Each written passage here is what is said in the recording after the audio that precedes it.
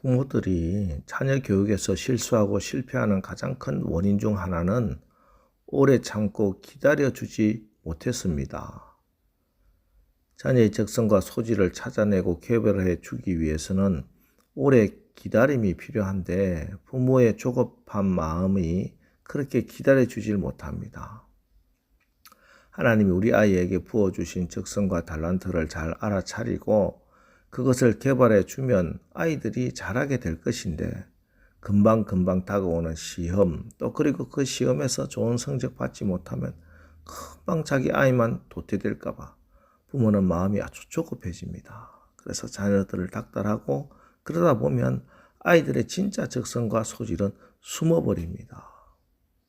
그래서 왜 그렇게 아이들 기르느냐 이렇게 물어보면 하는 말이 주변의 학부모들 누구나 다 그렇게 하기 때문에 마음이 조급해서 가만히 두면 우리 아이만 도태될까 봐 어쩔 수 없는 선택이라고 말합니다.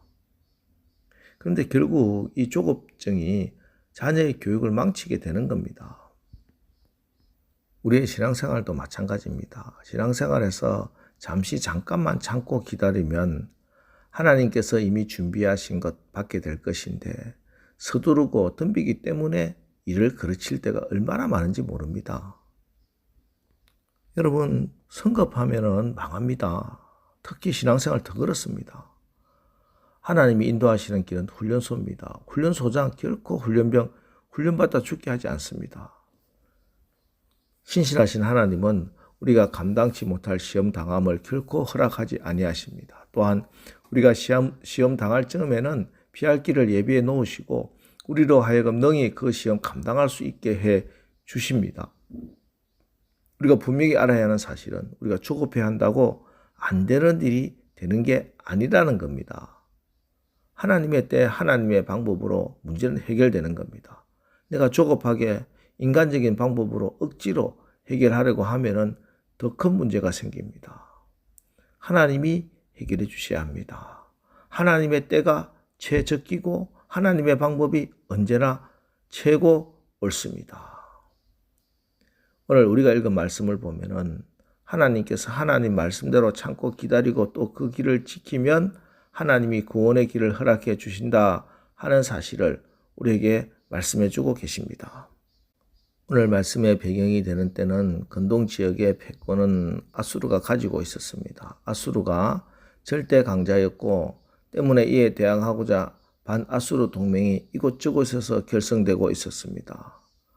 아람과 북이스라엘이 먼저 동맹을 맺고 아수르에 대항하고자 한 것부터 시작해서 여러 나라들이 동맹을 결성하려고 합니다. 그 중에 또 하나 대표적인 나라가 구스라는 나라였습니다. 구스는 저 나일강 건너 아프리카 지금의 에티오피아 지방에 있었던 나라였습니다. 물론 그 위세가 아수르에 미치진 못하지만 그러나 그 나라도 힘이 있는 강한 나라였습니다. 그래서 구스가 여러 나라에 사절단을 보내서 우리가 함께 동맹을 맺고 아수르에 대항하자 이렇게 합니다. 오늘 2절 말씀은 이 구스가 보내는 사절단을 표현하고 있습니다. 2절 갈대배를 물에 띄우고 그 사자를 수로로 보내며 이르기를 민첩한 사절들아 너희는 강들이 흘러나누인 나라로 가되 장대하고 준수한 백성 곧 시초부터 두려움이 되며 강성하며 대적을 밟는 백성에게로 가라 하는도다. 나일강을 거쳐 지중해로 해서 여러 나라에 지금 함께 동맹 맺자 하는 제안을 하고 있습니다. 이렇게 해서 유다도 이 구스의 동맹 제안을 받게 됩니다. 자, 그럼 이 제안 받은 유다는 어떤 선택을 해야 하겠습니까? 아람과 북이스라엘의 동맹에도 동참하지 말라고 하나님 말씀하셨습니다. 그렇다면은 구스를 중심으로 한 반아수르 동맹에는 참여해야 할까요? 아니면 이 제안도 뿌리쳐야 할까요? 이 문제에 대해서 이사야 선지자가 하나님의 뜻을 전해줍니다. 4절 말씀입니다. 여호와께서 내게 이르시되 내가 나의 처소에서 조용히 감찰함이 죄인은 일광 같고 가을 더위에 운무 같도다. 조용히 감찰함이 여기에 해답이 있습니다. 조용히 감찰하고 너희는 하나님 앞에 나와서 엎드려 기도할 것이지 어떤 정치적인 액션, 동맹 제안을 받아들이지 말라 하는 말씀입니다. 조용히 감찰하라. 기도하고 하나님의 때와 방법을 구하며 가만히 있어라. 자, 이 사실 이게 유다 백성에게 또 오늘 우리들에게도 결코 쉬운 일이 아닙니다. 뭐라도 해야 할 것 같은 그런 조급함, 마음의 답답함이 계속 엄습해 오는 것이 사실입니다. 그렇지 않습니까? 지금 당장 그 위세가 하늘을 찌를 듯한 아수르가 침공을 해오는데 이렇게 넉넉고 가만히 앉아서 있다가 죽지는 않을까? 조급함이, 불안함이 막 밀려오는 겁니다. 그런데 하나님께서는 여기도 가담하지 말고 저기도 가담하지 말고 조용히 감찰하며 기도하고 있으라고만 합니다. 하나님의 이 말씀이 오히려 우리를 더 답답하게 만듭니다. 그런데 하나님은 유다가 이렇게 가만히 감찰하고 인내하고 믿음을 붙들고 기도하고 기다리고 있으면은 결국 구수가 어떻게 될 것이라 말씀하십니까? 7절 그때 강들이 흘러 나누인 나라의 장대하고 준수한 백성 곧 시초부터 두려움이 되며 강성하게 대적을 받는 백성이 만군의 여호와께 드릴 예물을 가지고 만군의 여호와의 이름을 두신 곳 시온 산에 이르리라. 강력한 군대인 구스가 하나님께 드릴 예물 가지고 성전에 있는 시온 산에 와서 엎드리는 그날이 올 것이다. 구스가 오히려 시온산 예루살렘에 와서 예배하는 그날이 올 것인데 너희가 왜 구스를 중심으로 한 그 반아수르 동맹에 가담하려고 하느냐 하는 하나님의 말씀입니다.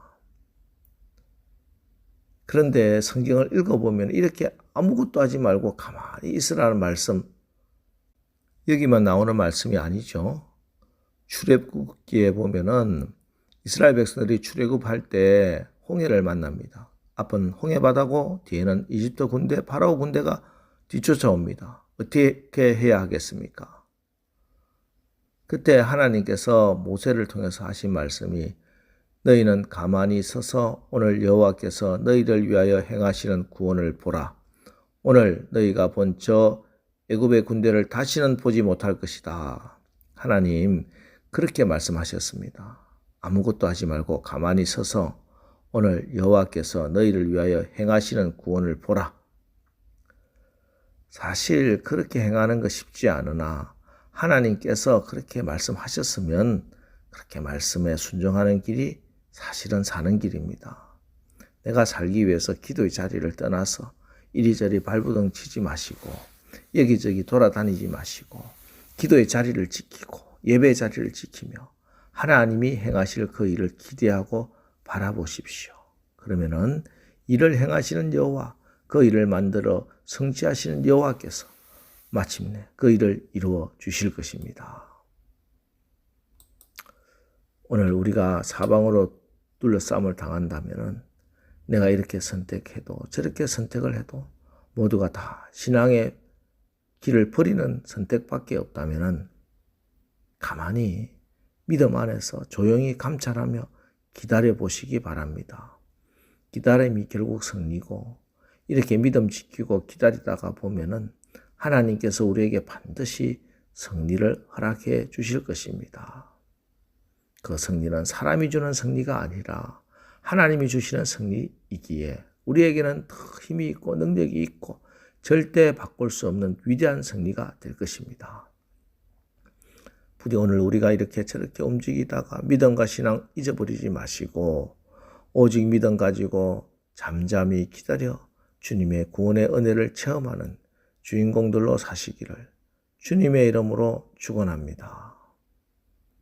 기도하겠습니다. 하나님, 우리 가정과 나라가 참 위기 가운데 있습니다. 이때 우리가 하나님의 음성을 듣고 그 악한 길에서 떠나 스스로 겸비하고 기도하여 하나님의 얼굴을 구하고 하나님의 긍휼하심을 잊게 하옵소서.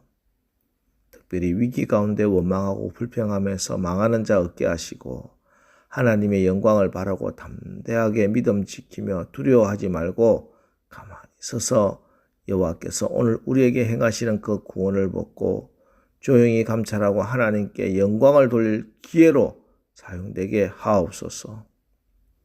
예수님의 이름으로 기도합니다. 아멘. 자, 이제 오늘 말씀을 붙들고 주여 오늘도 우리가 복된 자들로 조급하지 않고 조용히 감찰하고 기도하여 하나님이 행하실 그 일을 보게 하옵소서. 오늘 말씀을 붙들고 우리 합심해서 기도하고 나가겠습니다. 우리 기도하겠습니다.